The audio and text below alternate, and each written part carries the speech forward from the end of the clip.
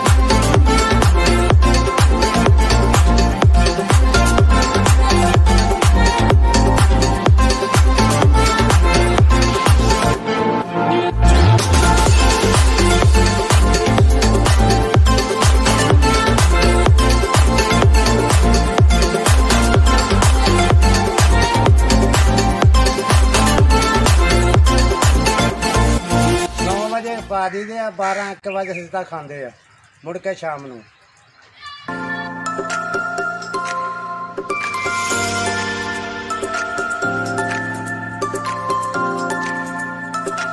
ਆਪਣੇ ਕੋਲ ਬੱਚੇ ਵਲੈਤੀ ਨੇ, ਸਾਹੀਵਾਲ ਦੇ ਨੇ, ਧੰਨੀ ਦੇ ਨੇ, 2-3 ਨਸਲਾਂ ਦੇ ਨੇ ਜੀ। ਅਸੀਂ ਤਕਰੀਬਨ ਉਦੋਂ ਵਜਨ ਸੀ ਪੌਣਾ ਕੁ ਮਣ, ਸਵਾ ਮਣ ਦਾ, 1.5 ਮਣ ਤੱਕ ਵਜਨ ਤੱਕ ਲੈ ਕੇ ਆਏ ਸੀ।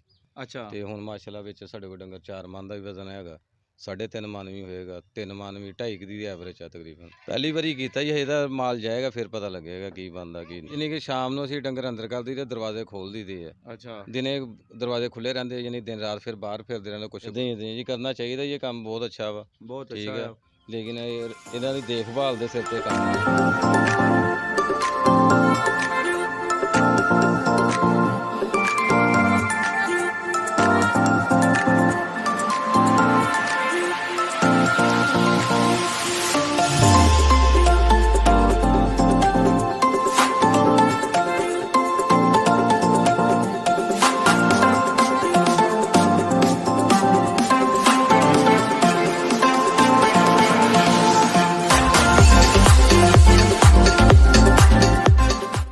کل پل سے ہمیں جس نے خود پار لگانا ہے، کل پل سے ہمیں جس نے خود پار لگانا ہے، زہرا کے وہ بابا ہیں،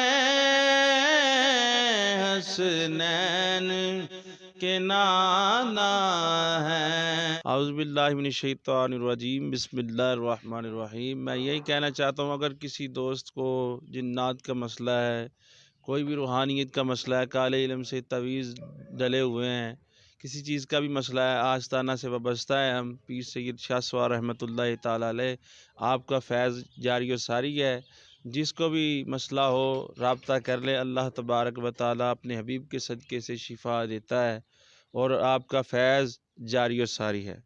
ਬਹੁਤ ਸ਼ੁਕਰੀਆ ਨਾਜ਼ਰੀਨ, ਇਹਦੇ ਨਾਲ ਹੀ ਸਾਡੇ ਪ੍ਰੋਗਰਾਮ ਅੱਜ ਦੀ ਗੱਲ ਦਾ ਵਕਤ ਖਤਮ ਹੋਇਆ। ਇਨਸ਼ਾਅੱਲਾ ਅਗਲੇ ਪ੍ਰੋਗਰਾਮ ਨਾਲ ਫਿਰ ਮਿਲਾਂਗੇ। ਇਜਾਜ਼ਤ ਚਾਹਨਾ, ਅਸਲਾਮ ਅਲੈਕਮ।